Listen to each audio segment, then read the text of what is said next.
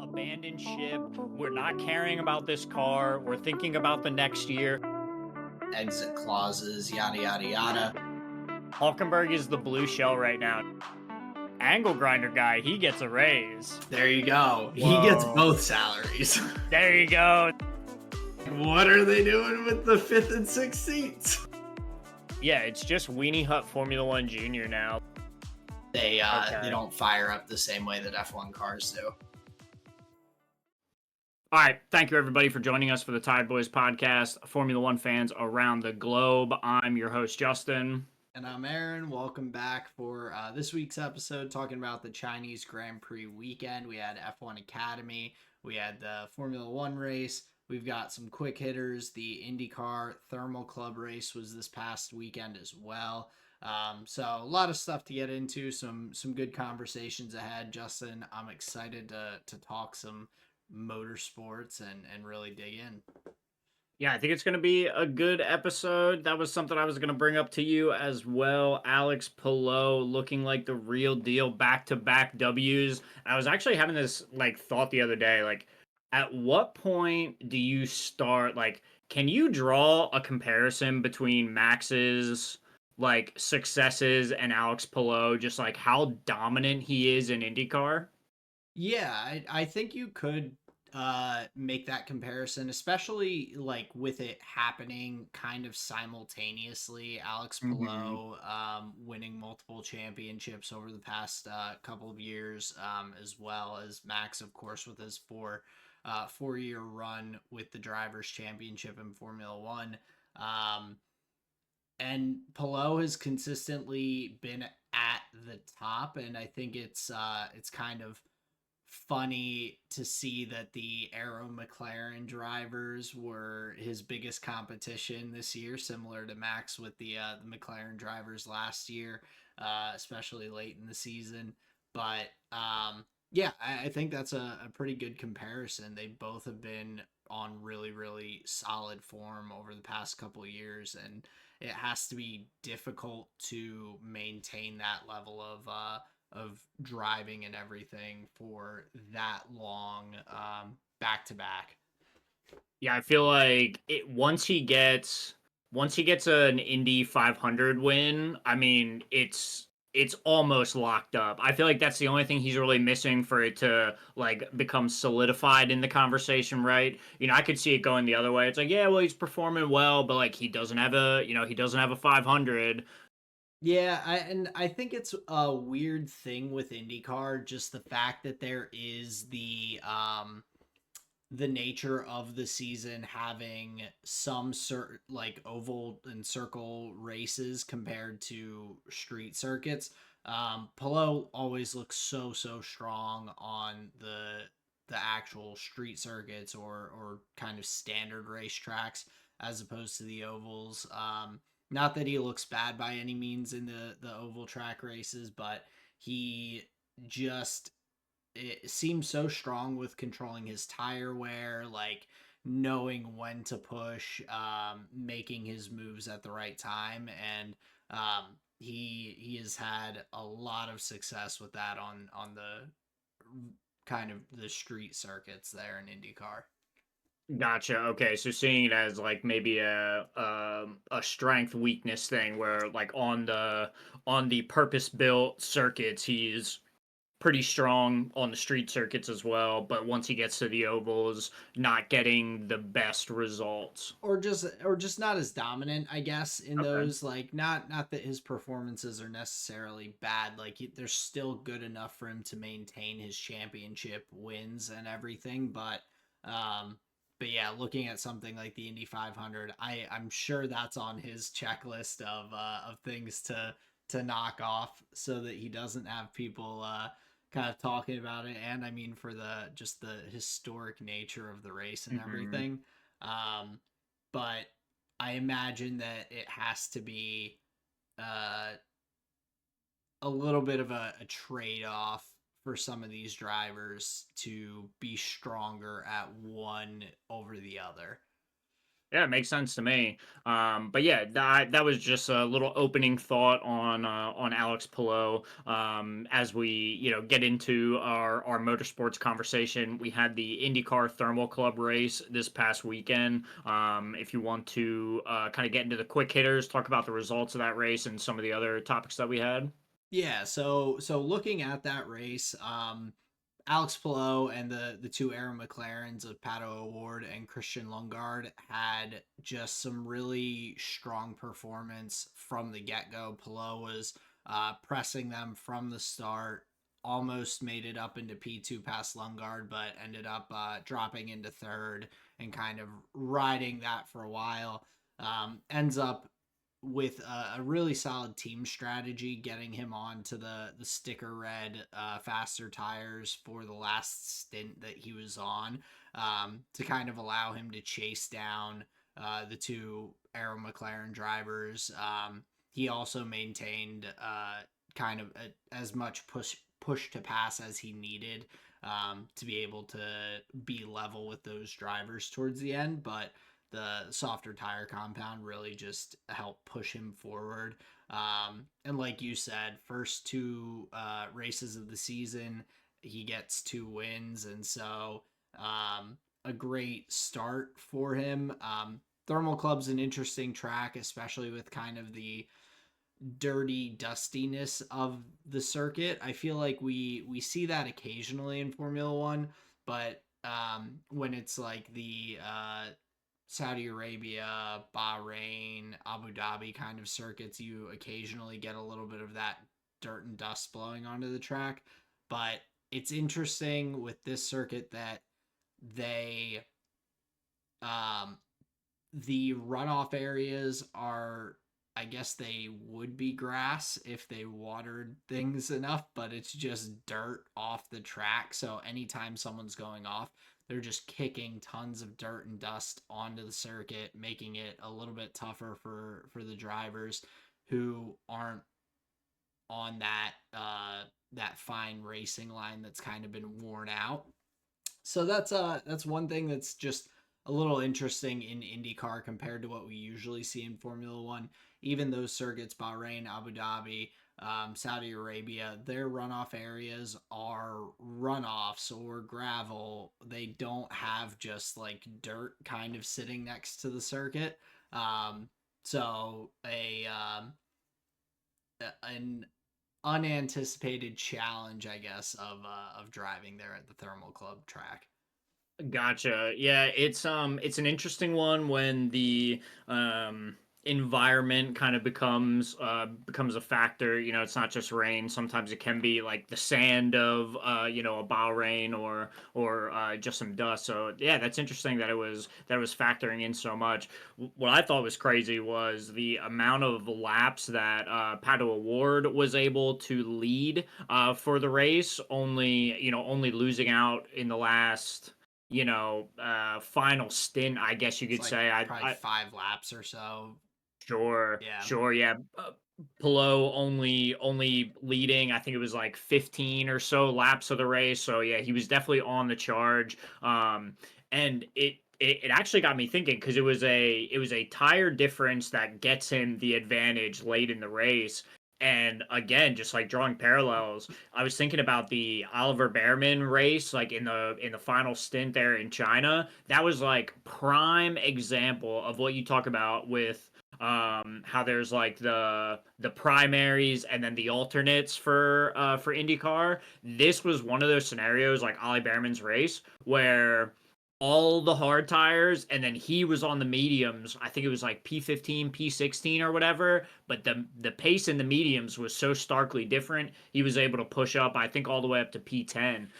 So seeing a large difference in the tire compounds like factoring in. And yeah, this was an element in the IndyCar race as well. The other guy I have my eye on, obviously, because we're looking for that Cadillac seat, Colton Herta, P4 finish for this guy. So he is, in my note here, I have keeping the iron hot while he's looking for the F1 seat. Because as we know, he's still kind of top of the conversation there for Team 11 there on the grid when that rolls around. Yeah, and he looked really strong, but wasn't really in the competition at the end, whether the car or whatnot, to go for the podium or the win. But a really solid drive from him, just consistency, that is similar to some of the F1 drivers that we'll talk about a little later on.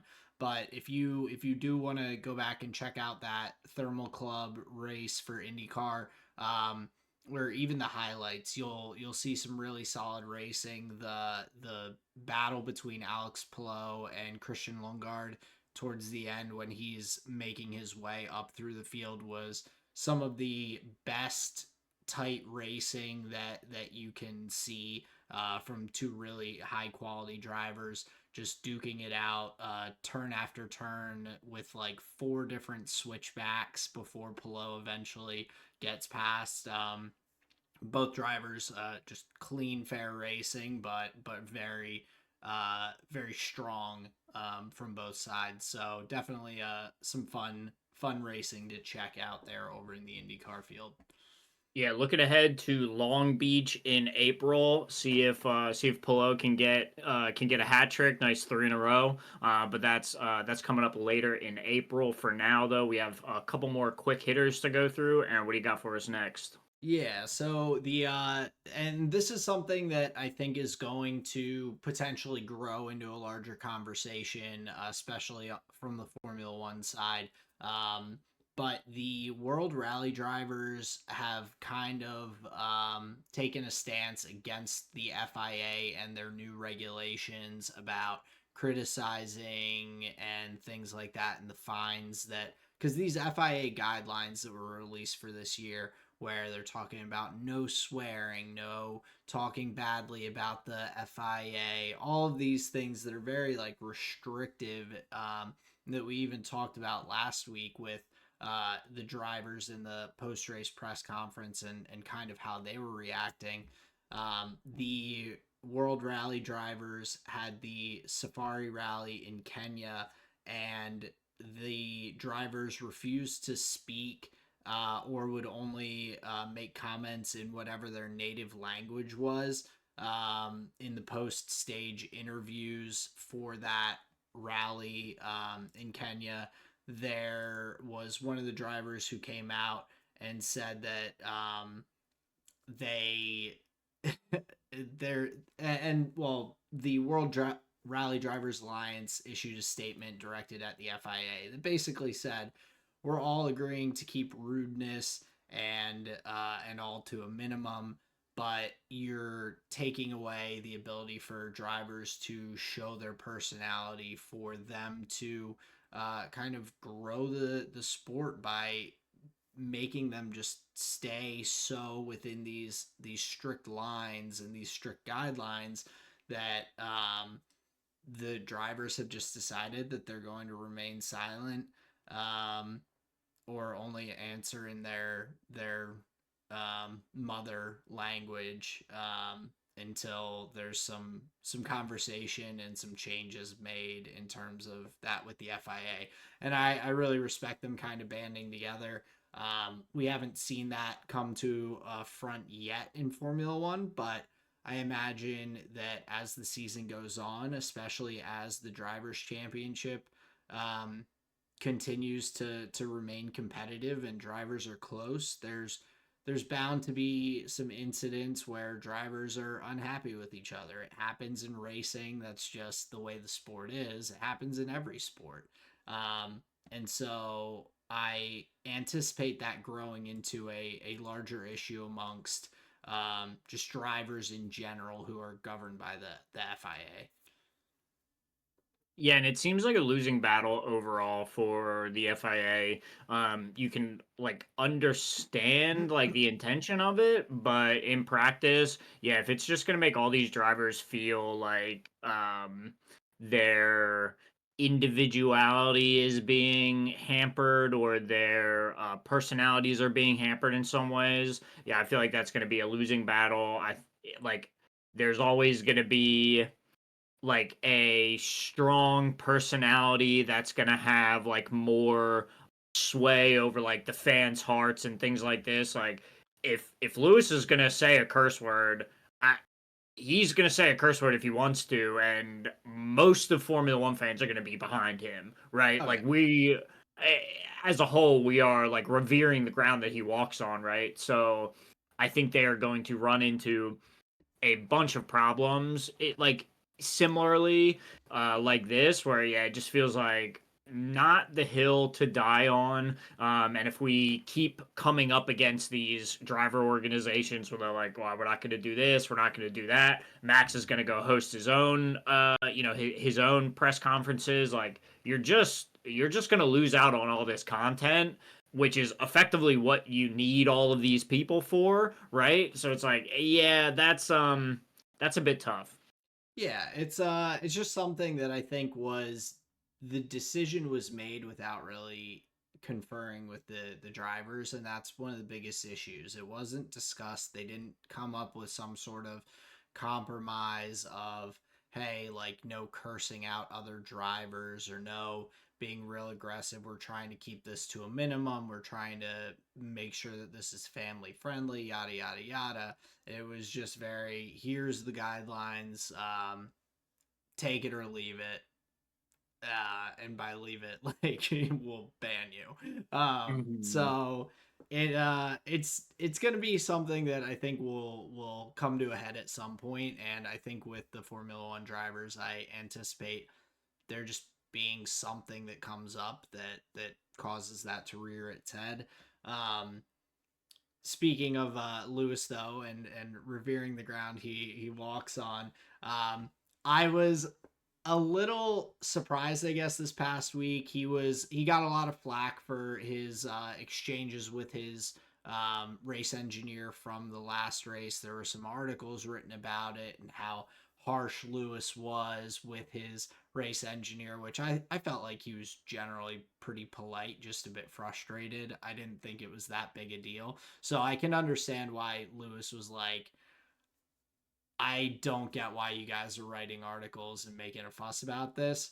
But my issue, and it's a personal one near and dear to my heart, was that he threw Max's name into the ring and was like, talking about me, what about that guy who's abusing his race engineer over the radio? And you guys didn't say anything about that. And it's like, well, they did, Lewis. Actually, a lot was really said about that last year, and there were plenty of articles. Like, I can find some for you if you need some literature, but it was kind of silly, I think, to throw another driver's name into that conversation. I thought it was fair enough for Lewis to just be like, hey, like, wasn't really that harsh. Like, we're high adrenaline. I was frustrated with how the car was driving. My frustration came out a little bit. Like, I'm trying to perform the best that I can, and sometimes that boils over. Like, you could just kind of stick with that, but um either way, I mean, not the biggest thing, but I was like probably shouldn't have brought Max into it as an example. Like that wasn't really necessary and kind of takes away from your points in my mind, by kind of being like, look at me, look at him. Well, I don't know if it like limits the point or takes away from the point. I think he's just bringing up a valid like equal scenario where I guess in his mind he feels like there's some type of like double standard happening where Potentially, yeah. if he's like yeah, I can't imagine Lewis Hamilton is like consuming like F1 media. So like he wouldn't really know that you know what I'm saying? Like That's unless they fair. would be talking, it'd be kind of hard for like drivers to know like what's being said about other drivers. I have a feeling they're pretty like insulated just like to their team and team conversations. I don't know how much they worry about it. That I will leave open. I don't Yeah. know these things. These are just guesses. But I yeah, mean, that would make a I lot of can't sense. imagine. Yeah, I don't think Lewis is going home and reading through the articles that Autosport or any of these other companies, Sky Sports articles and everything after the race weekend as his casual reading. I feel like he's more of a he's reading books about like inner peace and your own greatness and just like not self-help books, but I can't think of the exact genre. You know what I'm kind of saying though with that. I Yeah, feel for like sure. he's yeah, different type of casual reader, um but yeah, that just funny thing I guess after something that was so small kind of got blown, made a mountain out of a molehill with his comments. I really didn't think they were that harsh. So yeah, the Yeah. media is gonna media. But I don't know, dude. Lewis feels like the type of dude to go home, like, and just insta Google his name, like, right after a race. that's probably what I would do. Wow, yeah, we're not deserving of Lewis's greatness. Well, if I Google my name, nothing's coming up, so it's really it's a moot point at this point. Oh, Uh, that's funny. I but see what you did there. if we we'll see, Tell me maybe about the McLaren conundrum, dude. yeah. So talking about McLaren, and this is it's whether it's the McLaren conundrum, it's or what is a conundrum for Red Bull and some of the other teams. This technical directive going into effect in China about the rear wing and the flexibility and everything. McLaren was not affected by this whatsoever. Their wing, including at the end of last race, uh, in Australia, Lando's rear wing was tested for 4 different load deflection tests and passed all of them with these new kind of tests that they're putting out there. No issues, car was cleared. And so the conundrum kind of is Red Bull is throwing these complaints out there and everything. There were the complaints last year where Christian Horner said, I think the McLarens are putting water in their tires to keep them cool. And there's got to be something that's like that they're doing to create less wear on the tires because the McLarens have been so strong in that area for a long stretch now since really like Miami last year. And at this point, from what I was reading and looking at, it seems like Red Bull is just so confused. They don't understand how the McLaren is as quick as it is while being so good to the tires and everything. And so they are essentially just narrowing down the areas of the car that they have to look at and try and figure out to try and kind of come to the same solution that the McLaren has. They're going, oh well, maybe it's because the rear wing is like not not having as much downforce on these straights with because the flexibility, and so maybe that's like not putting as much pressure on the tires, or maybe it's this or that, and they're just trying to like rule out options. They're like, rear wing issue, and the FIA is like, okay, let's check these things, you sneaky people. And McLaren's like, nope, still good. While a number of other teams were affected by this technical directive because the materials they were using were too flexible.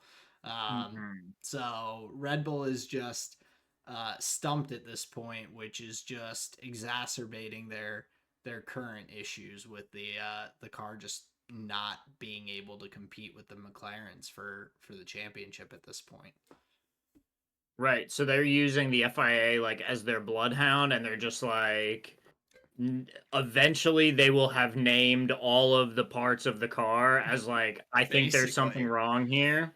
Okay, I mean, that feels like a strategy that, given enough time, will work. I'm just worried that they will not get to the critical part in time. I imagine, so if it was like one part per race, there's 24 races. how many? I mean, how many Formula One parts are there to build a car? It can't be that much more than 24. It's gotta be about a bajillion. So Oh, okay. Then yeah, they may run out of time. they might, but they're doing their damnedest to try and figure it out. Um, but no success with that one. They threw it at the wall, did not stick. So on to the next formal complaint from Red Bull. We'll find out what that one is coming up ahead of Suzuka in Japan. But yeah, I just found that interesting. I hadn't really thought of it as being um used as a tool like that. I'm like, okay, they're trying to slow the other cars down. They're like, I think you're bending the rules a little bit, so like we're not bending the rules in that area, so let's try and even out the playing field. That's how I kind of had thought of it. I didn't think of it Hmm. as a engineering side where they're like, we can't figure this out for the life of us. Why is this happening? And let's try and just throw darts at the car and see if we can pop a tire or something. I don't know. But no success with that one from from the Red Bull side. Yeah, and they're only able to keep one car in contention anyway. So even if they were to nail down this problem, we'd be at 50% strength anyway. So we're not looking great if you're in the Red Bull camp. Yeah, definitely not ideal. But we'll start moving along towards that direction, talking about Red Bull's other issues. But before we do, we just want to thank everyone for being here listening. Remind you to like, subscribe, hit all the buttons, comment, reach out to us on Twitter. We'd be happy to really just grow our Formula One world and community and talk about this because it's a blast for us. So we appreciate everyone for listening with us. If you're following along at home, next race will be Bahrain. So that will be the next episode after the Bahrain Grand Prix. So we look forward to seeing you there. Thank you very much for spending your time with us. Until then, back to the episode. Yeah. So getting into the Chinese Grand Prix weekend, we had F1 Academy that led off ahead of the Formula One weekend. So we had two races that we made it through. Some returning talent and everything that started out very strong.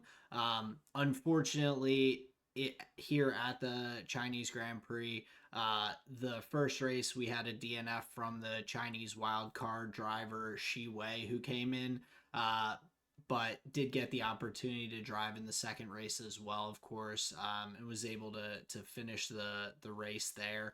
So good experience, but unfortunate way for things to end in the first race.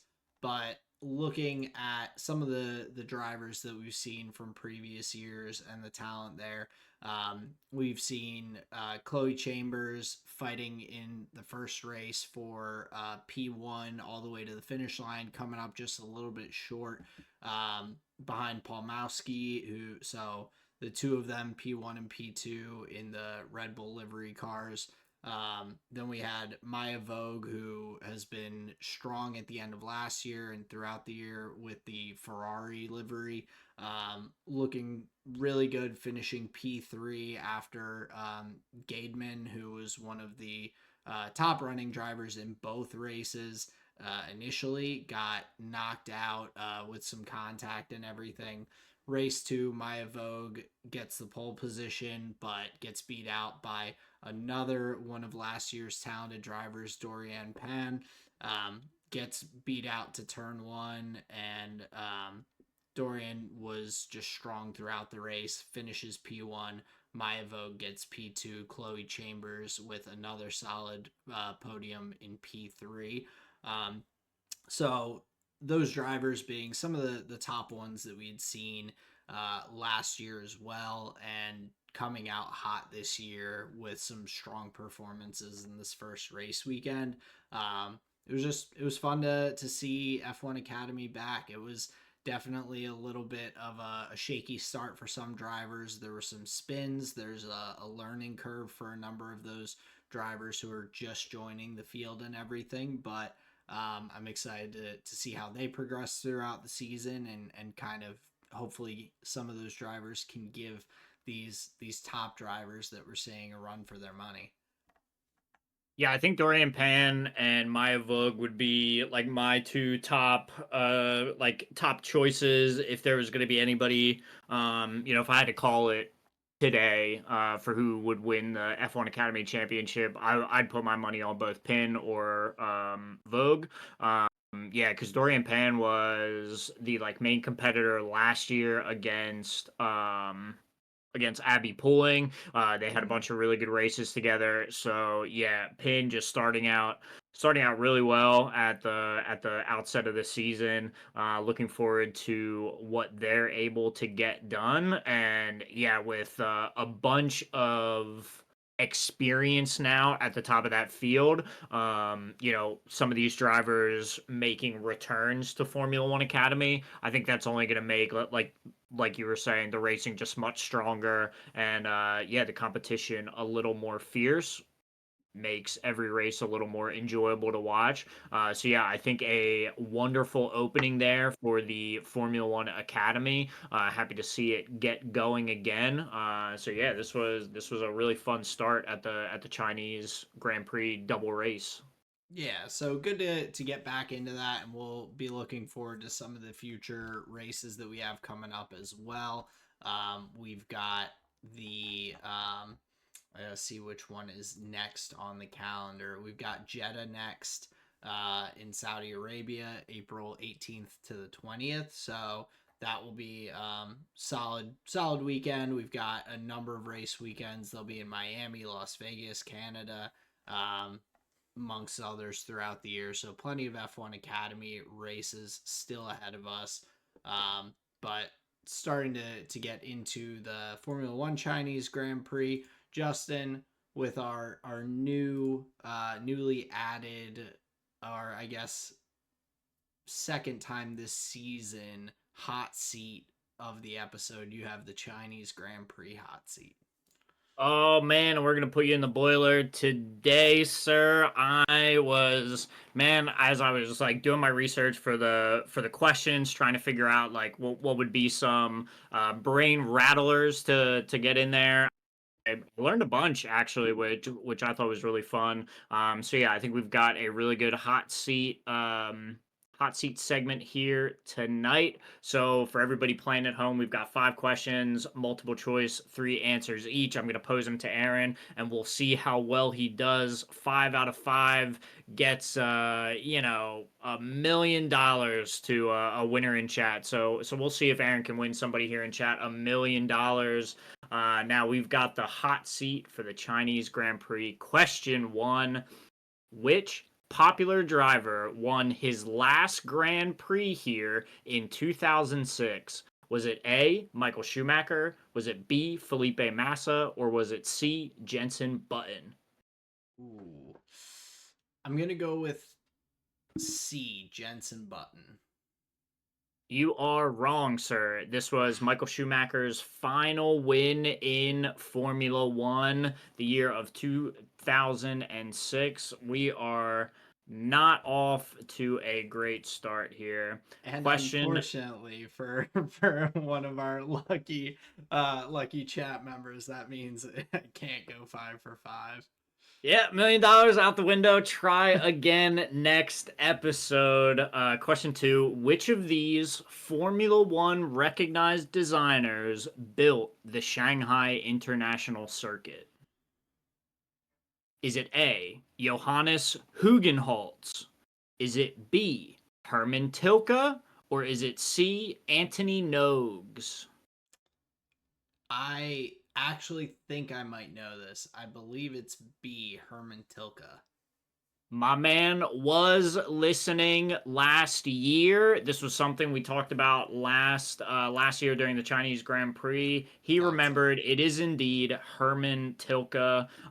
He has designed a good number of tracks in Formula One.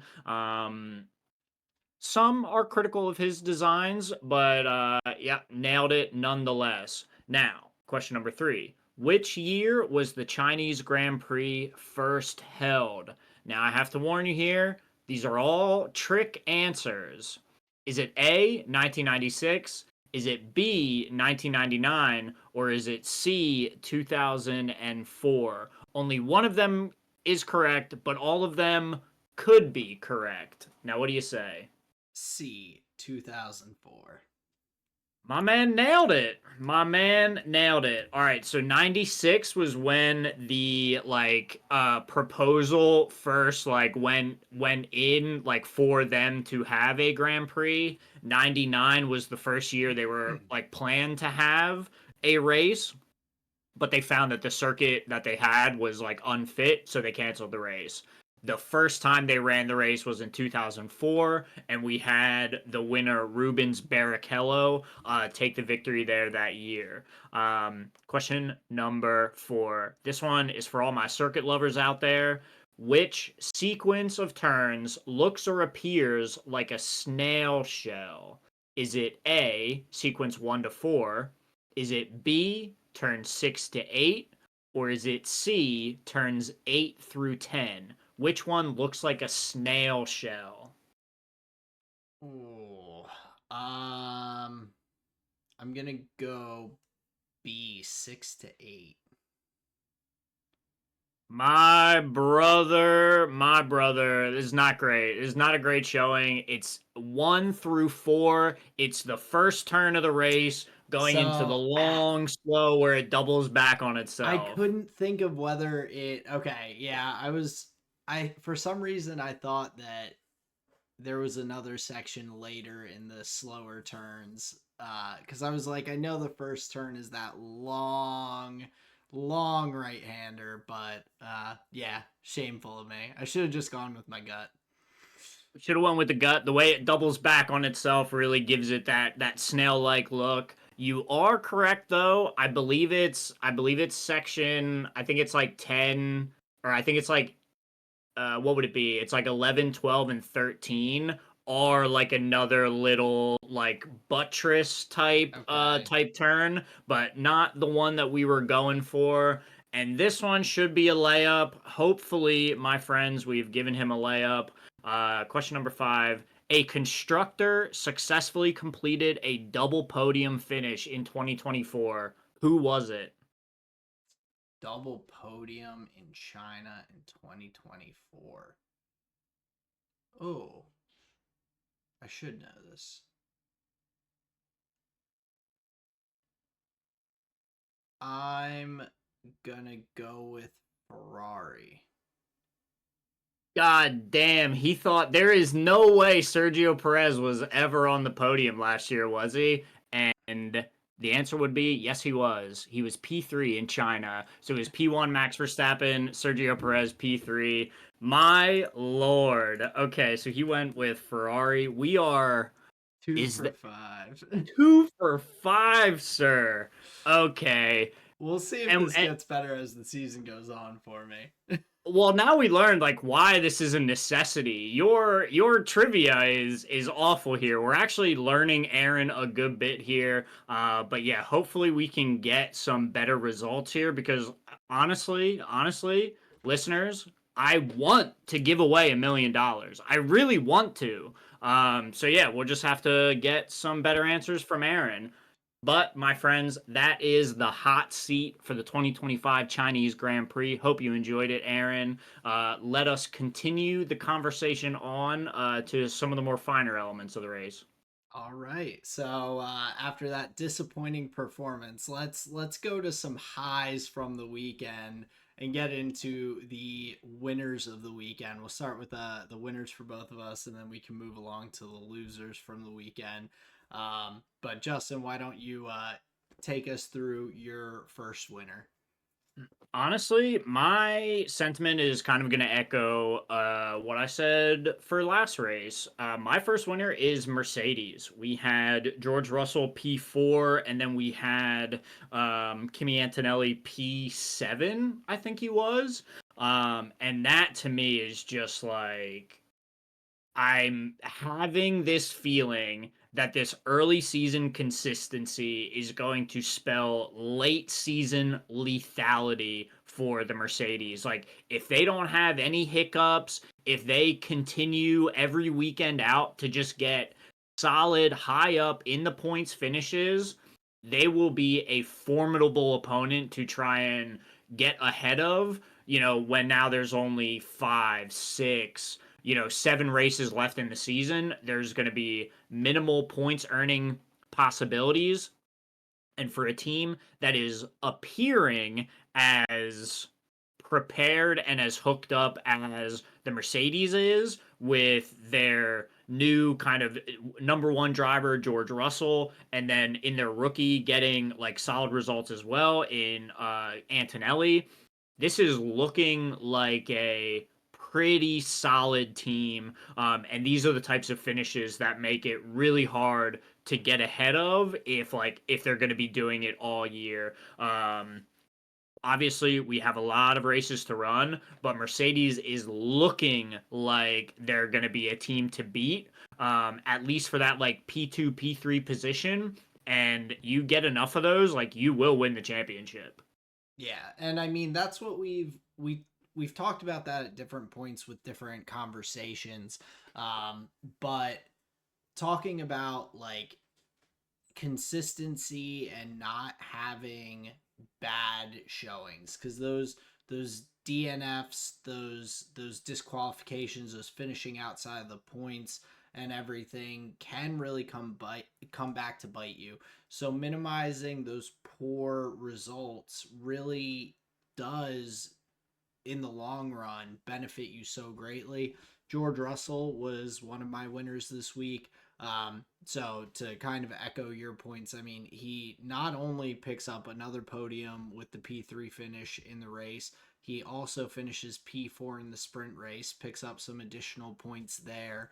Um, he is performing really, really consistently and well. He looks comfortable in the car. He's um, not making mistakes, and although the car is not quite there for him to be able to necessarily um, compete with the McLarens for the finish at this point, he's putting himself right there. He's really becoming that driver who is putting himself in the right positions week after week. That if something does happen ahead of him, he's scooping up and just maximizing the weekend. Um, but with Antonelli, I think, like you said, later in the season, this Mercedes team, depending how things shake out across the year, could really be that other title contender. They're second right now. The Ferraris, as a team, have been making some unforced errors that have kept them out of the points. Red Bull has not been able to get the points so far from both drivers. So right now, I mean, Mercedes is second in the constructors championship, and Antonelli finishing in the points for the sprint race with P7, finishing P6 in the main race as well, picking up another 8 points there. The both Mercedes drivers are driving consistently, and from Kimi Antonelli, that's super impressive for a rookie. But yeah, George Russell has been my standout, picking up 2 podiums in the first 2 race weekends. That's huge from him. Yeah, I very much agree. I think zooming in on George as a winner, I think that's well deserved. But yeah, they are quickly standing out as like the yeah, just one of the top teams. And that wasn't kind of exactly obvious. Maybe at the start of the season, if you were looking at, oh, what does testing tell us? But yeah, no, these drives have been quite a surprise. Tell me about your first winner. Well, someone for my first winner who I don't think should be a surprise is Oscar Piastri with just a Mhm. phenomenal weekend, bouncing back from the kind of disappointment from his race in Australia, falling back and just making it back into the points.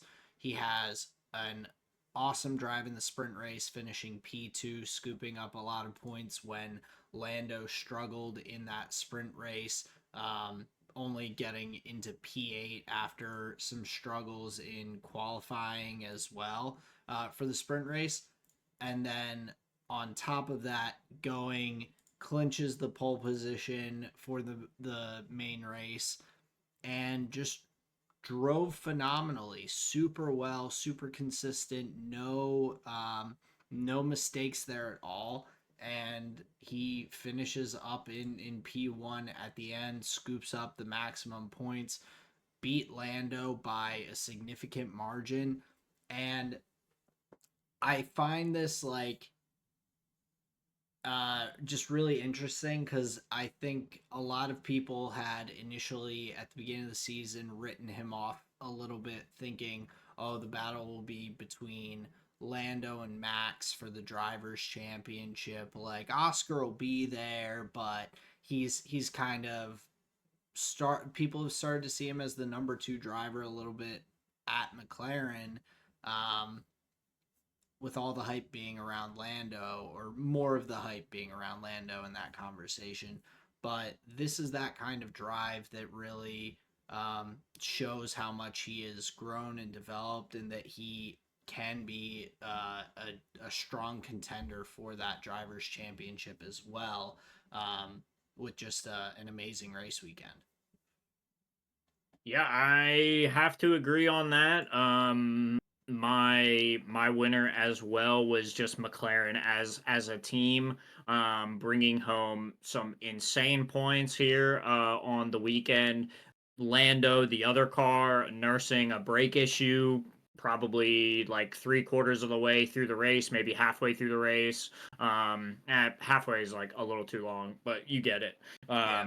Having a brake issue throughout the race, able to get it home, didn't lose position to George, who was hunting, by the way, in that final stint. He was slurping up like 2 seconds, like a refresh. Like every time that like number changed, like multiple seconds were like chopped off of it.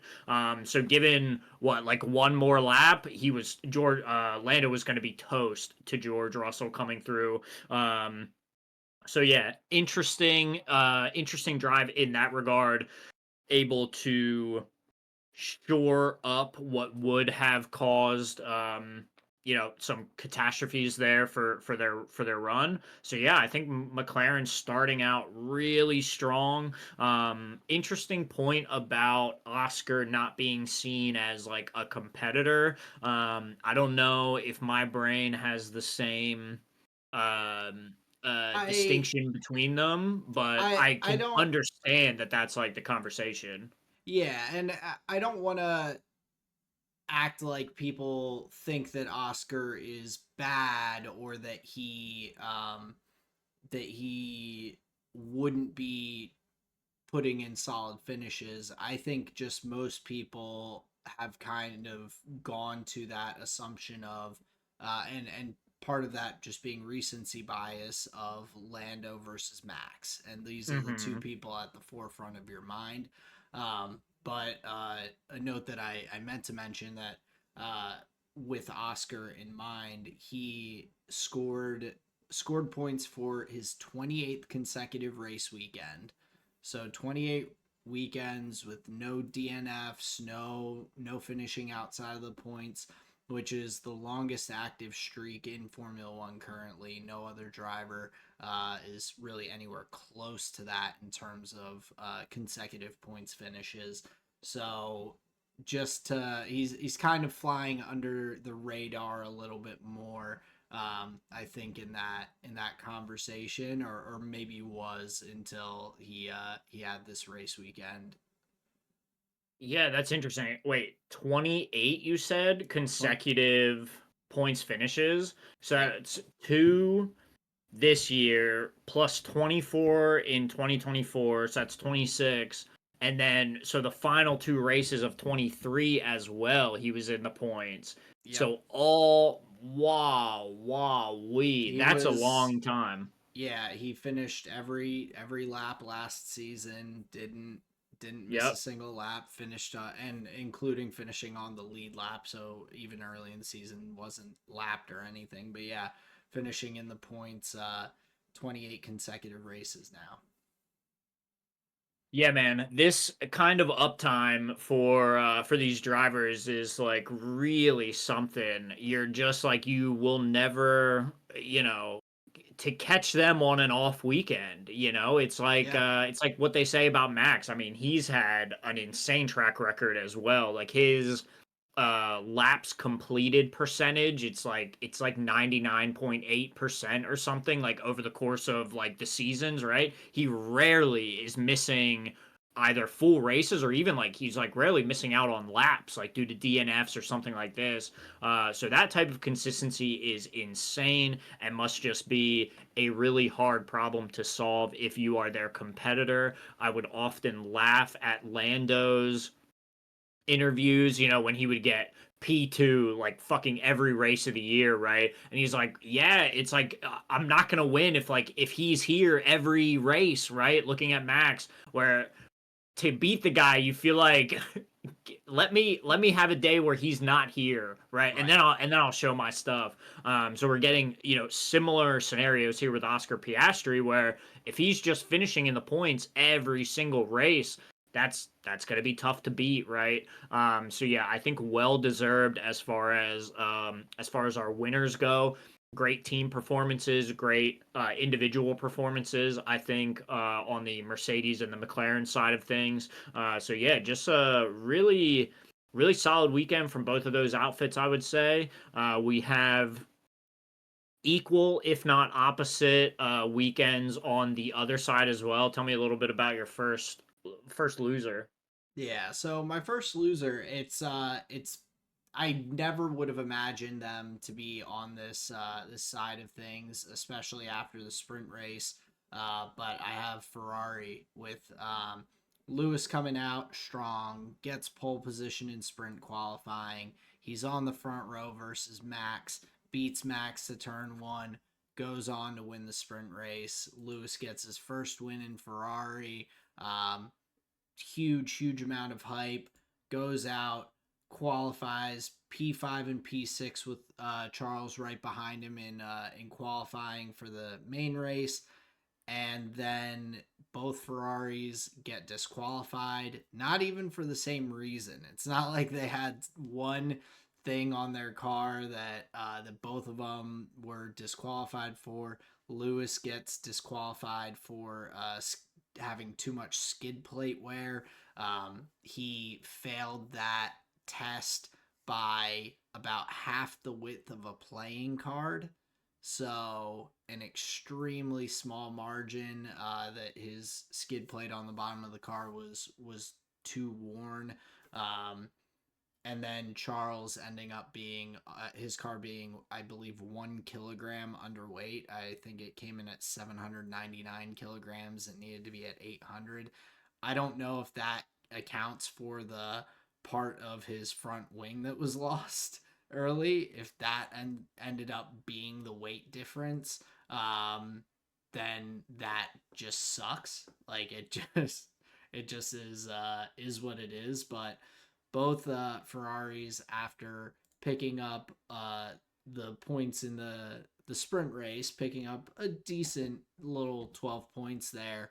Um, both disqualified from the main race, and unfortunately for them, they're down in 9 and 10th in the drivers' standings.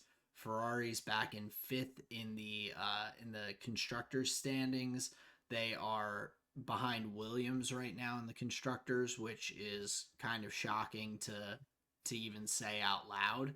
Um, wouldn't imagine that after two races into the season by any means, based on the past few years and especially with their lineup. So, a big loss for them there when they could have been picking up at least some decent points, uh, or or a few. I think they were up in seventh and eighth maybe before the disqualification. So would have picked up another 10 points at least, which at this point anything helps. Yeah, for sure. I mean, my prediction at the beginning of the season of Lewis Hamilton winning the winning the drivers championship, that goes quickly out the window if we're getting full disqualifications, no like meaningful points in the Sunday race. Thank gosh he was able to win, like you had said, the sprint race. At least they were able to get a little bit of influx of points. But yeah, this is something you just want to forget. A little bit of a detail for Charles. The weight came from tire degradation, so they would have imagined that there was more rubber on their tires, but because they one stopped, it was like the Gotcha. degradation was heavier, so it came from like the tire compound. Gotcha. I mean, and it's just not to say I wouldn't necessarily write off your prediction yet. We saw the McLarens being brutally bad at the beginning of last season and like really just making insane strides quickly and upgrades that push them to the top. Two races is by no means being out of contention, but definitely not the trajectory that you would want to be on from the Ferrari team. Big time agree. And then I think something we can maybe have a little larger of a conversation because I know you and I shared this sentiment. My second loser here was Yuki Tsunoda, having his race like effectively nullified by something that was not his fault at all. Basically, just like a bodywork failure on his front wing, causing a cascading effect of consequences, and then he just he's back there in no man's land. So I think a larger, little conversation that we could have is about Yuki, that Racing Bull seat, and some of the implications kind of surrounding this. Yeah, and the Racing Bulls were my second loser as well because I wanted to put it on the team and not on the driver. And but like you said, due to no fault of Yuki's, I mean you look at the sprint race, he qualifies up in P8 in the sprint race. He comes out and finishes P6. He's ahead of Mercedes. He's ahead of Lando in the McLaren. Just in the Racing Bull car, which is not what you would anticipate. So when there's no pit stops, there's no. It's just Yuki and the car. He's cruising. I mean, in qualifying for the main race as well, he's up in ninth. Isaac Hajar's up in seventh, and then both of them don't end up finishing in the points. Yuki riding up in the top 10 for the majority of the race until, like you said, his front wing failure that causes him to pit. He has a, even a slow pit stop for in terms of pit stops where you have to change the nose of the car. Like they couldn't do it quickly at all. And it's just frustrating, I imagine, for him to see the team kind of letting him down in these circumstances. Poor decision making in Australia cost him points there, where he was riding up in the points and driving well. They didn't make the right calls when it came to the intermediate tires and everything with the rain that came through. So now in the two races where he's relying on the team's strategy and everything a bit more, the team has let him down. Where in the sprint race, where it's just him in the car, no pit stops, no anything, he's finishing up in the points. So he's showing. I mean, he's now out qualified Liam in Liam's last 8 races, including the 3 this season with the sprint race. Um, Liam Lawson has had the worst statistical start of any Red Bull driver in the history of the team, with a P18 qualifying in Australia and then 2 P20 qualifyings here for the sprint race and the main race in China. It is kind of unthinkable to imagine that it could have started off this poorly for Liam. Um, and it immediately brings up that question of, what does Red Bull do? They're having conversations already about potentially having Yuki swap as early as the Japanese Grand Prix in 2 weeks from now. And it it brings up just a lot of questions. Max has talked about how difficult the car is to drive. He's kind of supported Liam a little bit on that side, being like, this car is not easy. It's not just Liam, it's not just his um that he's lacking ability. It's he's new in a car that's super super tough to drive. Max even said he thinks that if you put Liam in the Racing Bulls car, he's going to go faster. He thinks he would perform better in the Racing Bulls, the slower car right now, than he is in the Red Bull. Because he said last year when Liam was in, the gap between him and Yuki really wasn't that large. Like we've seen that Liam has the ability to be pretty competitive with Yuki.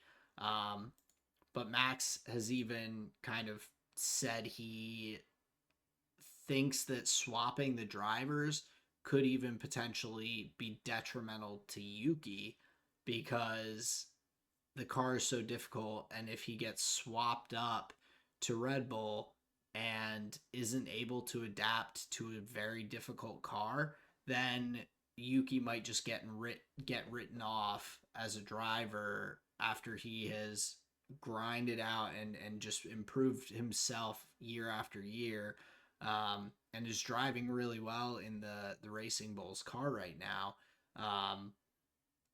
Max was kind of like, I don't want Yuki's career to suffer from being swapped into the seat. But at the same time, like, there's not a lot of options for what Red Bull can do unless they're willing to just kind of throw in the towel on the constructors this season. They're in third place, but McLaren already has more than double their points with 78 to their 36. Max has been the in the last 20 Grand Prix, Max has scored 337 of Red Bull's points, and his teammates in the last 20 Grand Prix have scored 49. It they're I don't know like what you can do. That shows that Max is kind of insane, but also that, like, this car, you've had multiple people in it. You've had Checo, who was very competitive in a couple of years, at least early on with Max, who all of a sudden looks like he can't drive, and everyone's like, oh, he's just falling off. Now you put another guy in the car, and he's like, it's literally just undrivable for me. Like, it's a struggle. So it's like, what do you do at this point? I do not know the answer to that question, and if I did, I bet Christian Horner would pay me a lot of money for that answer. However, what I can say about it is it feels like we're in this really weird position of like, have we overrated Red Bull last year and this year? Has Max's previous successes inflated our expectations to such a degree that we just like expect Red Bull to just like basically win every single race, but without much question of like the other car really. We're just like, well, Max will win and the other car's like P20. That's kind of what we're working with here. That's like the Red Bull hope.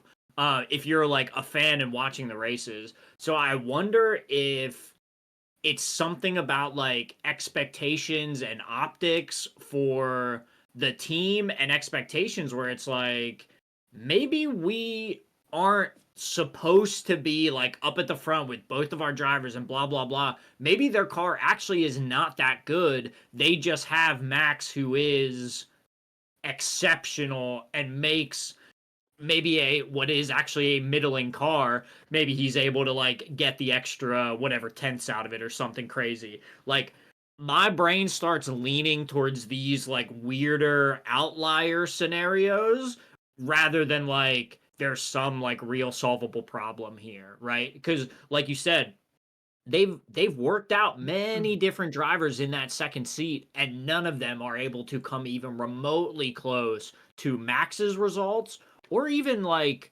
other drivers on the grid's results. So boy, if I was in that garage, I would not want to be solving that problem. It feels like you have like three junior varsity, not even starters. Maybe Yuki's a starter. You have two and a half JV starters and like one varsity guy, and you're trying to put together like an all-star roster. It's like this is not working.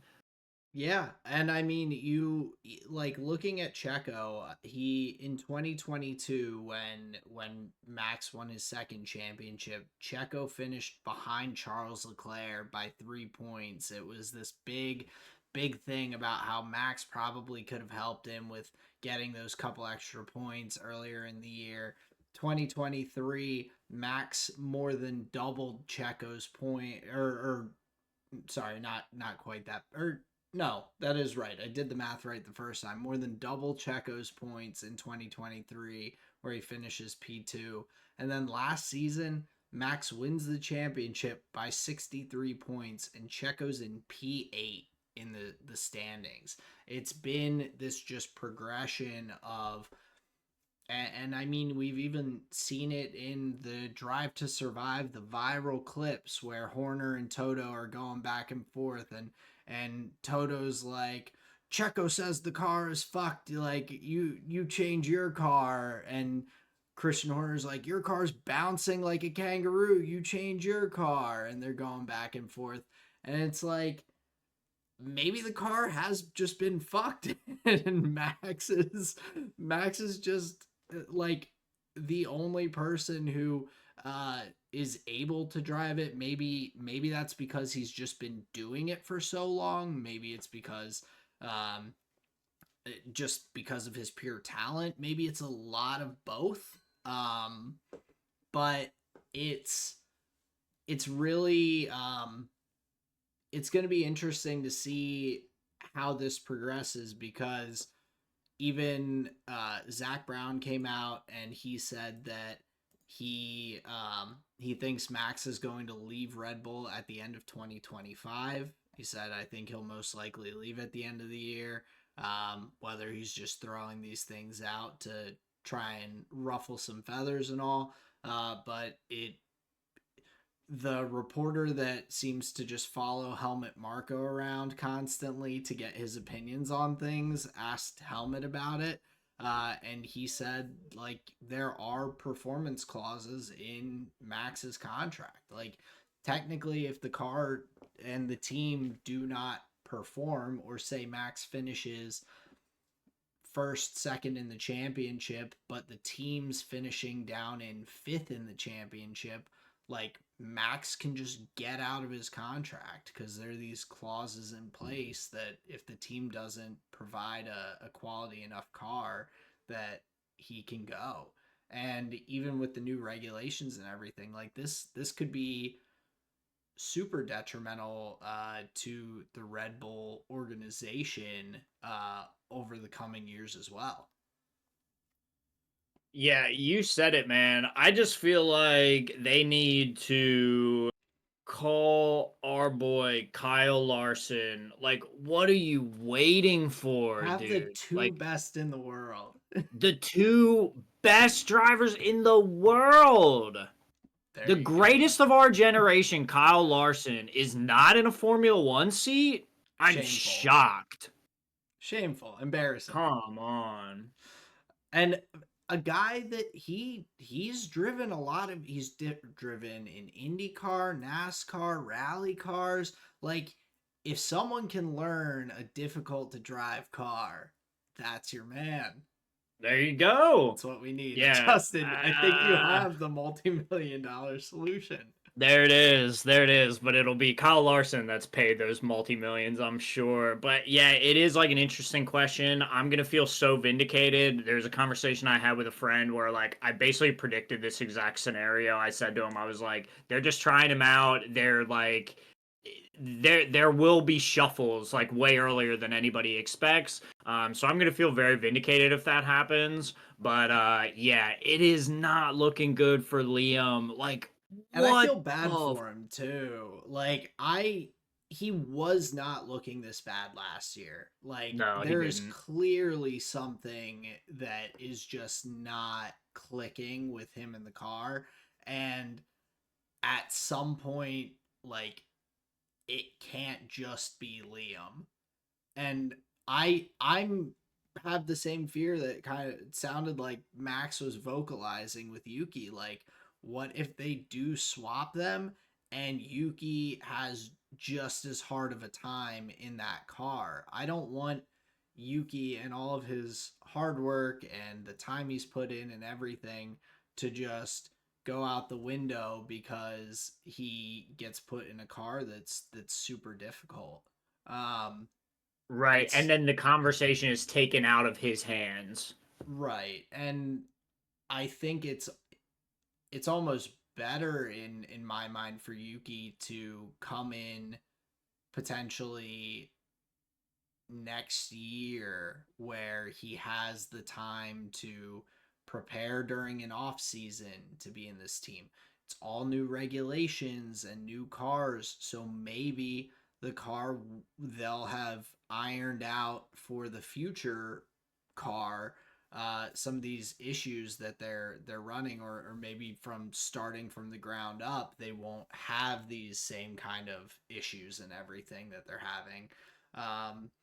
But I just don't want Yuki to get fed to the wolves. And like, not saying that he couldn't come in and maybe just crush it in that car. Maybe he does. I don't know. But based on the past couple of drivers in that seat, it makes me wary. Yeah, it's chewed up and spit out better drivers than Yuki already. Yeah. And I What? don't want it to happen to him. Right. Yeah, exactly. So yeah, it's almost like okay, here's the other question of like teams and their seats. Most often, if you're a Red Bull, you would feel like drivers want to drive for you. They want to be in that seat. If this thing is so gnarly and it's just a bucking bull, if you will, no like other driver that's looking for a drive is going to want to take a contract with Red Bull because even if they do have belief in themselves, they're not going to have a belief that like they're going to be able to show what they've got in that car. So not only will it be this like Red Bull's trying to fix their problem, slotting in just driver after driver, eventually drivers aren't going to want to be slotted into that team. And that's where it feels like we are in the snowball on the slippery slope downwards. Like Yeah. we're already in it. You know what I'm saying? Yeah, and Liam like might just be collateral. There's reports that are linking Colapinto with a potential move to the Racing Bulls team.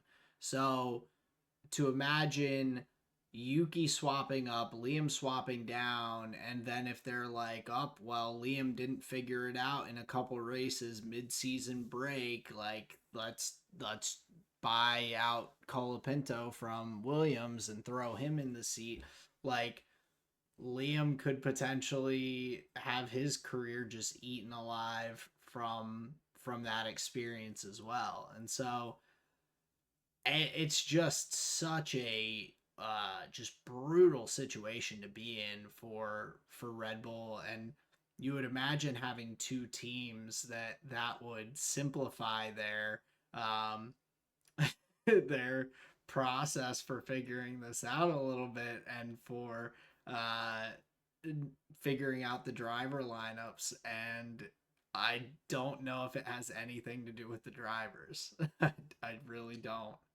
Yeah, it's not looking like it does. That's the other half of the thought that I wanted to finish is it is oh shit. Oh man, I just had it. Oh man.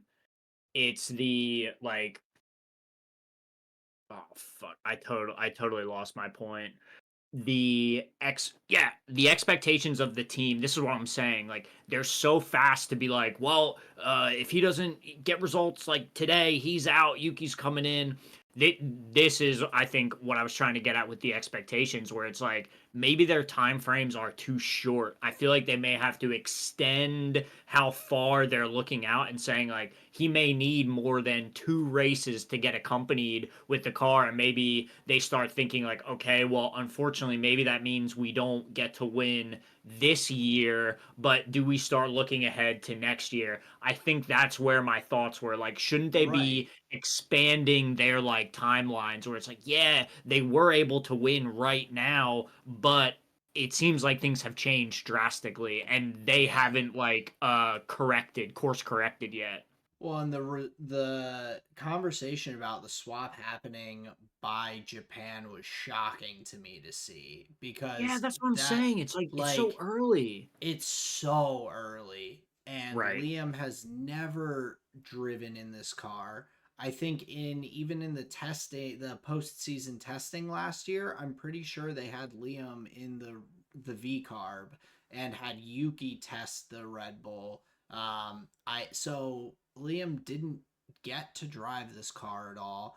Um, I just think it's a really tough position. I By mid-season break, if like the performance is still this bad, like, yeah, but I can understand Red Bull going, we have to salvage the constructors fight, but at the same time, like, I don't know if it's salvageable. You're seeing the rookie Kimi Antonelli and George Russell scooping up, maximizing these weekends. Kimi is going to just continue to improve. If he's already got this solid baseline talent that he's showing, he's going to slowly start creeping up into those P5, P4 kind of spots throughout the year. And George is going to be there too.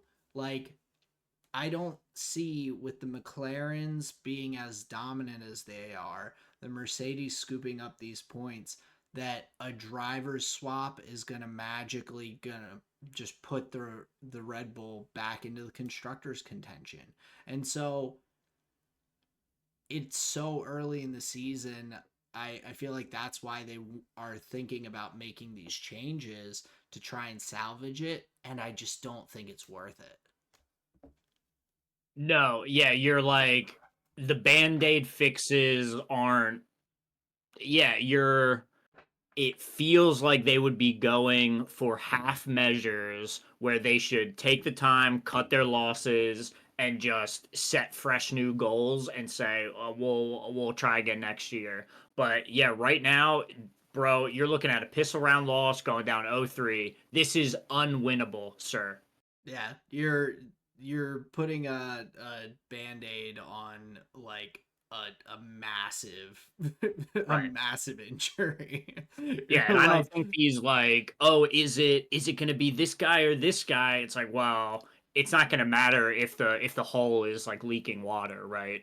right, and if Yuki is even, if he swaps in and he's finishing P8, P9, and does wrap his arms around this car and how to drive it, like, that still isn't going to get you there.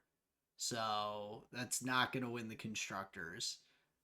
Dude, that's the So best point that we've made this whole conversation. We're right. Even if Yuki is hitting above what his average is, which is like P9, P10, even if he's doing a couple positions better than that, P7s don't win you a championship, exactly like you're saying. Yeah, we no, saw it with that's Checo. Like it didn't. right. He ate in the driver's standings, and Red Bull finished third in the constructors last year. Um, like that, it just won't. It's too big of an issue, I think, for to fix with a band-aid. And so yeah, definitely a it's going to be an interesting season as a Red Bull fan. It just I've gotta just keep cheering for my boy and be happy for those P4 finishes. But isn't it so funny how even your view has narrowed? Like, I remember when you were, I would call you a Red Bull fan, but Mhm. now you're like, well, there's less and less things that I'm able to cheer for here, which is frustrating from Yeah, a fan side. yeah, to see the team with the internal issues of last season, the Christian Horner stuff that is just um not that exciting to think about because it's pretty just bad. There's only so far that like the fandom can go when like I don't even get to see Liam's race. Like it's not even that like I just don't see him except on the timing table. Um so I don't know what he's I see Ollie Behrman pass him and go ciao over the radio. I get to see that, but Mhm. seeing the Haas breeze by the Red Bull along with the just all the other things going on. And yeah, it does narrow down what my perspective kind of has to be as a fan to maintain my sanity. But to kind of digress from this conversation, we'll definitely continue to keep an eye on this and what happens, and hopefully um, Liam and Yuki don't just get screwed in the situation, like both of them. I could see it happening, but um we had some couple other teams that had some strong weekends here. Well, or particularly Williams. I just wanted to highlight as we're moving to some of the other teams. So far this year, like we said earlier, they are currently tied in points, but ahead in the constructor standings of Ferrari. Alex Albon has, after the first two rounds, 12 points this year when he finished with 12 points at the end of last season. So just a drastic improvement from the Williams team, which is awesome to see them on the upswing. Um, but definitely wanted to highlight them and his performance. Being a little sassy on the radio while he's out there going, I'm better than everyone out here. Leave me to it on the radio. I was like, that is some strong confidence that I don't think we've heard Williams drivers have in a while. So that's some confidence in the car, and that's good to see. Yeah, I thought that was really interesting. I missed like what the inciting comment was, but he hopped on his engineer immediately and was basically just like, chill, stop. Just I think whatever they you're worried were about, just stop. I think they were telling him to try and like take it easy on the tires, and he was Hmm. like, no, like they're good, I'm good, I'm better than like I don't it wasn't like cocky like I'm the best driver out here. It's like he was like, I am better than everyone else around me, I think, in terms of tires and how he was feeling and his pace and everything. So I think that's where that kind of came from. So yeah, and a really solid weekend from him as well. both Williams drivers ending up in the points, with Sainz bumping up a couple spots with the Ferrari disqualifications. So pretty crazy to see the Williams, already kind of surpassing what they were doing last year after just 2 weeks. And last year at the end of the season, the team had 17 points total, which is what they have accomplished in the first two race weekends. So Well, and if you remember, most of them would have been Albon's points as yeah, well. Yeah.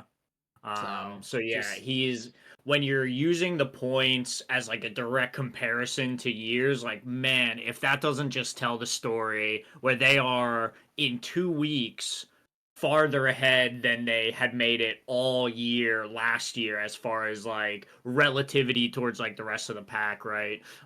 So just an insane upshot in productivity from the Williams. The other team that I think deserves a shout out, I alluded to it earlier with the Oliver Behrman drive. I thought Haas in that regard was able to manage a um, not a great scenario for Oliver Behrman. Obviously, their one driver Esteban Ocon had a decent start or a decent finish, I should say. But Behrman, I think, really took his chances into his own hands. Didn't go the same one stop onto hard strategy that everybody else did. He went an alternate strategy, going on to the mediums where everybody would have been finishing and like trying to drag their hard tires further than the limit than they did last year, right? Because everybody's just, oh, the traffic, blah, blah, blah. Oliver Behrman, he's like, nah, not going to go that route. He goes the medium tires for his final stint. He's able to make up like 5 or 6 positions from that point in his race. So I just wanted to give kudos to Oliver Behrman for I don't know if that was like him deciding in like a race audible scenario or if he just like activated decisions that they had put forth like before the race and saying that these are our possibilities. It seems like just a choice that was activated as opposed to like, oh, let's go this way. But either way, no matter how it happened, I think Behrman gets a really solid result here. And for Haas, you just see them getting these moments, these weekends. It's the type of performance that or you have this feeling that they will do better like the next time out as well. So I've really enjoyed Haas under Komatsu, and this performance by Oliver Behrman, I think, is like a highlight of what that team can do. And is indicative of a little bit of creative thinking there in the waning hours of the Grand Prix. So I really enjoyed Behrman's drive. yeah, and he drove really well. Along with the strategy, he looked strong. He wasn't making mistakes. He's looking consistent. Um, Really, like you said, taking that kind of opposite strategy. He was the second to last person to make their first pit stop, with the only person pitting later than him being Lance Stroll, who I also just have to highlight. I mean, he currently has all of Aston Martin's points so far this season, with Alonso's DNF out in Australia, and then his DNF here with the mechanical issues and everything. Lance pitted. Uh, so for context, Oliver Behrman pitted on lap 26. The next closest for first pit stop was lap 20. So Oliver's stretching those first tires a bit further. Lance Stroll took his pit stop at lap 36. So 10 laps even further than Ollie did.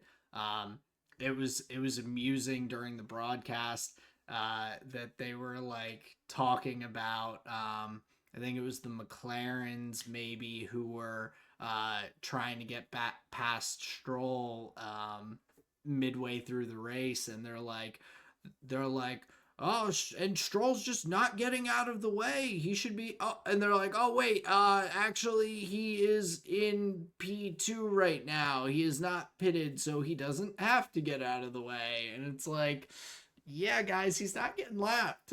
Like, but that was the initial like reaction from people. They're like, wow, Lance is still out there hanging on to those tires and everything. Um, so I had to give him a little shout out too, because I rag on him plenty, but I've got to give him his props when props are due.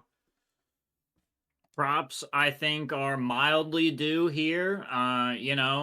We can give them out. I just don't want it to happen too much. Okay, we have to reserve those flowers for other drivers.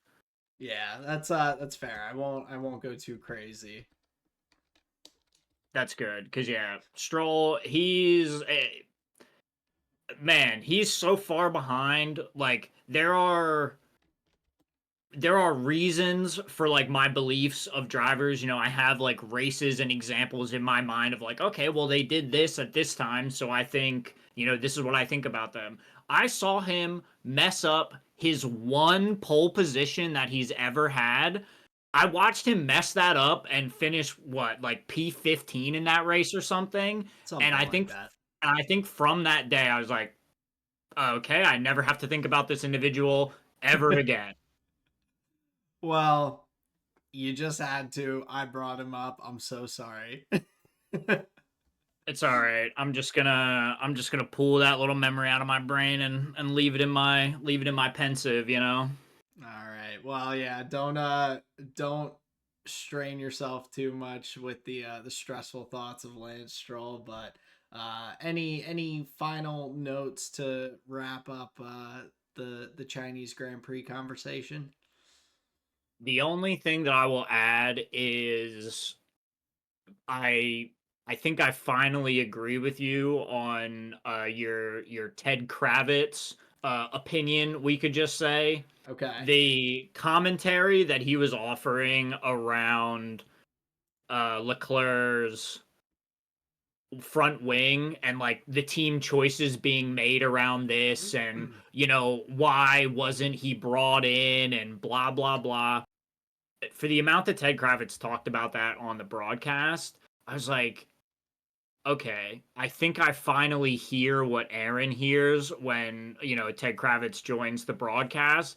And I did. I became quickly uh disenchanted with the broadcast and was taken right out of it. So I think my patience for this commentator is waning for sure.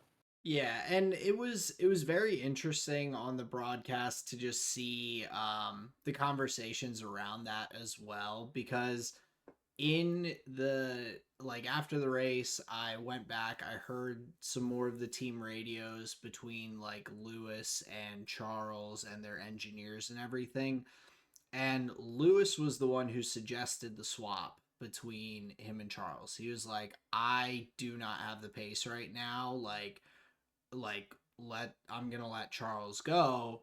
But he was kind of like, I I'm not gonna just like slow down and let him get past. Like once he like his pace is better than mine. Once he catches me, I will dip out of the way.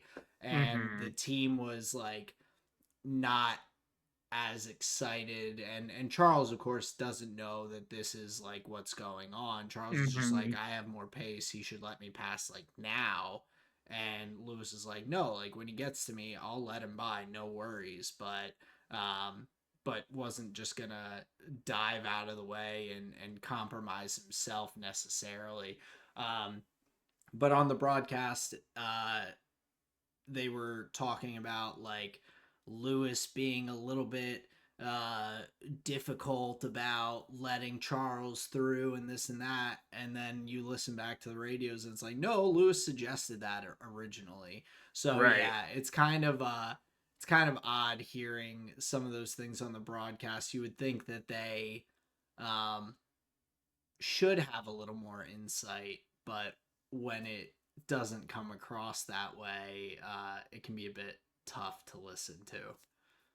Well, yeah, because like here's the thing, like, and I noticed it very blatantly in another broadcast where having mistakes being harped on is not that interesting No. because like the person usually that's like harping on the mistake, they are not in the race, they are not in a team, they are not like professionally employed by any of these organizations. So like their opinion is like kind of not that great. Like, and it's also not that hard to point out mistakes. It's like really not that hard to point out mistakes or like what could be going better for a team. And when I really zoned in on it, I was like, oh, they are really just talking about errors, mistakes, and what they personally believe should be done better. It's like, what? Oh, okay, okay, okay. And that's when my like suspension of disbelief is totally removed. Because it's like, Yeah. what? You're not an authority. Like you are not a Formula One racing driver. Like, I'm sorry, bro, but what do you know? Right. And I Yeah, can give some of these commentators a little bit of leeway who have been drivers, Jolyon Palmer, Jensen Button, but even Martin Brundle, who he Lauren Brundle. hasn't, but he hasn't raced in, it's been a very, very long time. And That's a fair not that point. that means nothing then, but that he's never driven anything comparable to these new era cars and everything, where Fair. Julian Palmer, Nico Rosberg, and some of these other guys have. So I think that um, I can, but I also see those commentators being a little less likely to harp on those mistakes. I feel like Nico Rosberg gives plenty of kudos when he's on the broadcast and everything. So Oh yeah, yeah, he almost like goes the other way where he'll be like, right. "Oh no, like David Coulthard, like no, I actually think like this is what like he may have been thinking." And it's always like pretty understanding towards the driver's side. But yeah, Yeah. I just find like focusing on mistakes, what should have been or what could have been, it's like, bro, this is not analysis, man. Yeah, I'm sorry that you're that you were taken out of the race, because there was a lot of fun stuff to be watching, and to just have that stuck in your head. I can uh yeah, I can feel for you. I've been there as well. Oh, no worries. I still enjoyed the race significantly, at least up until the first pit stop. Yeah. But no, it's just like, yeah, I do not focus on like the information being like presented. In some ways I want a good cast, I want them to give me Oh yeah. good information about like what's going on. So it, yeah, it doesn't take away my enjoyment, but I definitely notice it when it's going on. But yeah, other than that, no, I thought it was a perfectly fun Chinese Grand Prix. Obviously, one stopping onto hards for the final stint does not for exciting racing make. But we are in a 24 race season. There will be others. But yeah, overall, solid race. Obviously, Papaya out in force. But yeah, I don't think there's anything more need to be said. Yeah, Oscar's 1/16th Chinese heritage is came out strong with the fans. So Oh, that landed so flat. Nobody like reacted to him at all. but it's like actually real. He's I believe actually, it, yeah, it's just funny. but the crowd didn't. The crowd No, clearly did not. the crowd was definitely Lewis fandom heavy. Yeah, yeah. Like I said, we fucking praise the ground he walks on, dude. We do. I mean, he kind of deserves it sometimes, He but he he definitely deserves it. But no, yeah, that's really all I had for the race. I'm yeah, curious. You want to get into the cool down lap here? Get these people out of here. yeah. Sounds like a plan. And so just to make sure, we did Rose Thorn and Seed this week, right? or Uh, did I have it backwards? Because I can flip flop. you had it backwards. Oh, I did okay. a flavor of the week. Then why don't you go ahead and hit me with your flavor of the week, and while I get myself situated here.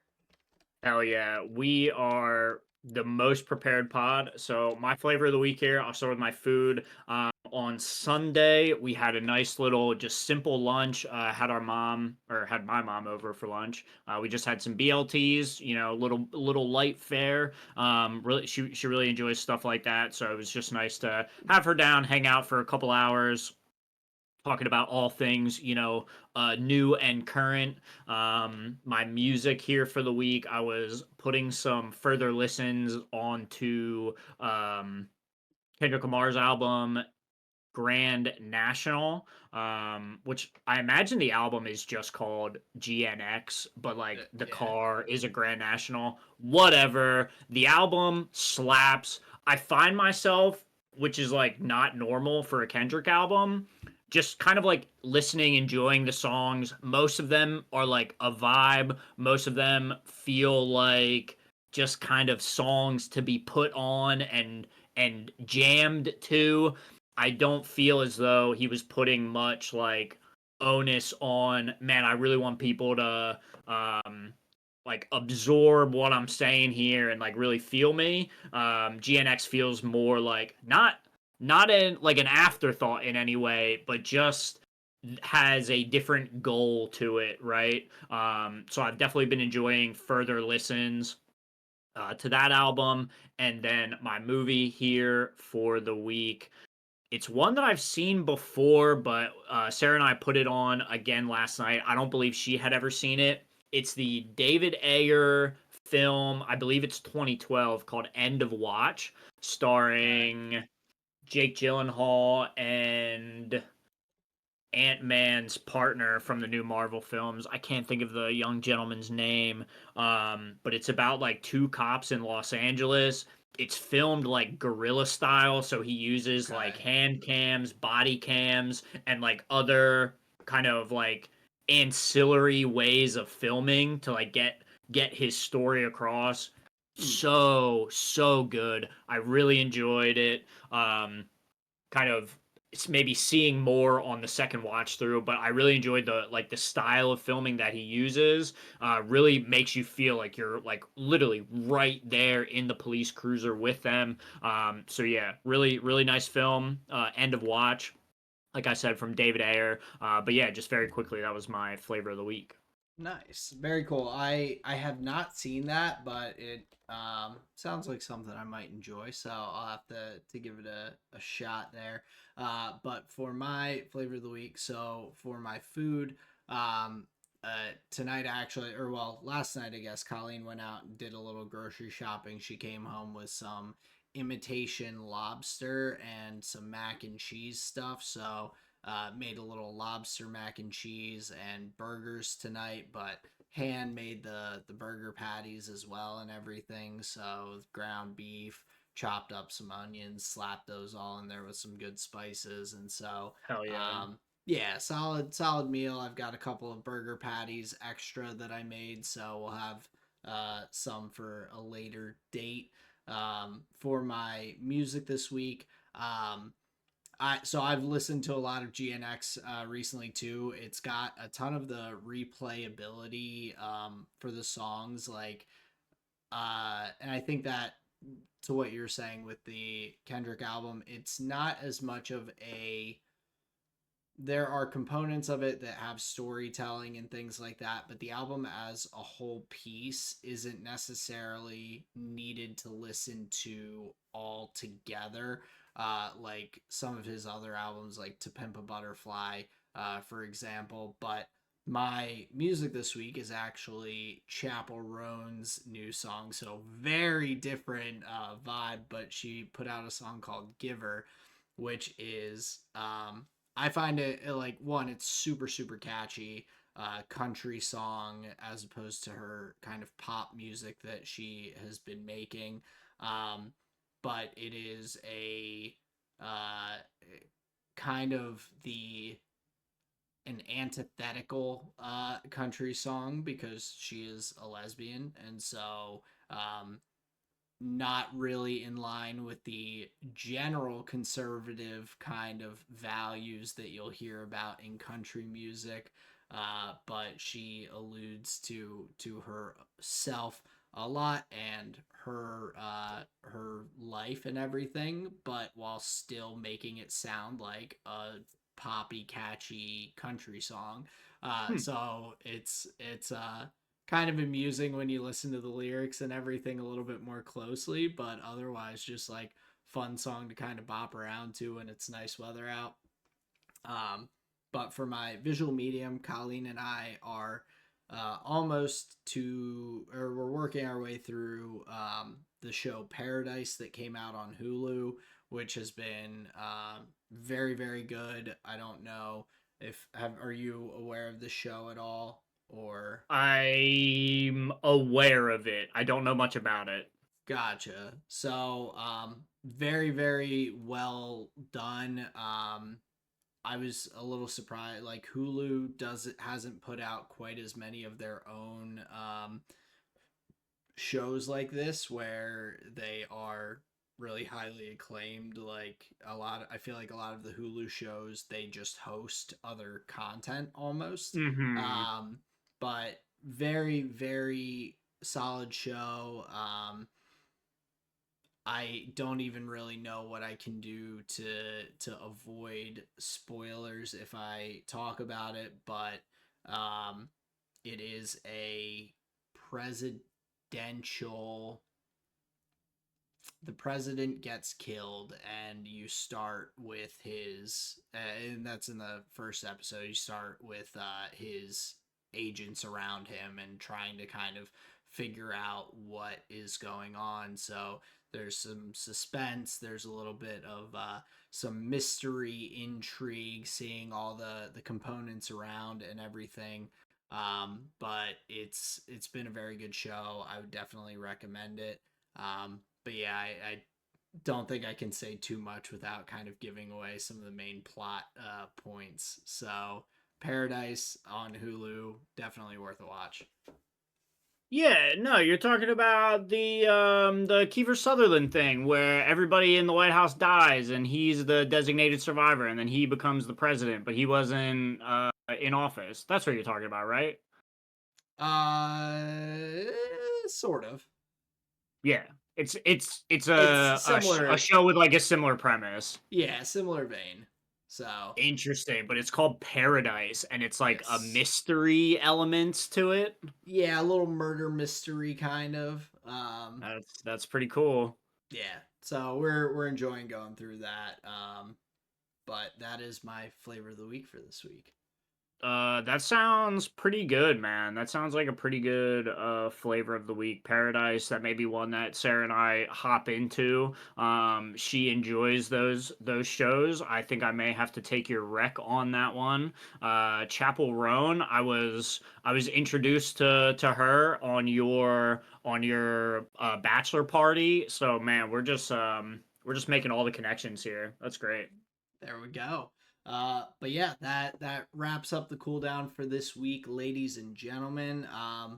So we had the Chinese Grand Prix. We didn't really run through all the finals, but top three: Oscar Piastri, Lando Norris, and George Russell. Um, very solid race, and we've got a lot of interesting things ahead with this F1 season, along with some good competition. So looking forward to it. Tell your friends and family there is $1 million that we want to give away if we can only hit 5 out of 5. But your friends and family have to be here listening, or the $1 million won't get given away. So if you want $1 million, you have to listen to the pod and you have to get your friends and family to listen to the pod. So thank you very much for listening to the pod. This has been the Tired Boys Podcast. Peace out, everyone. See ya.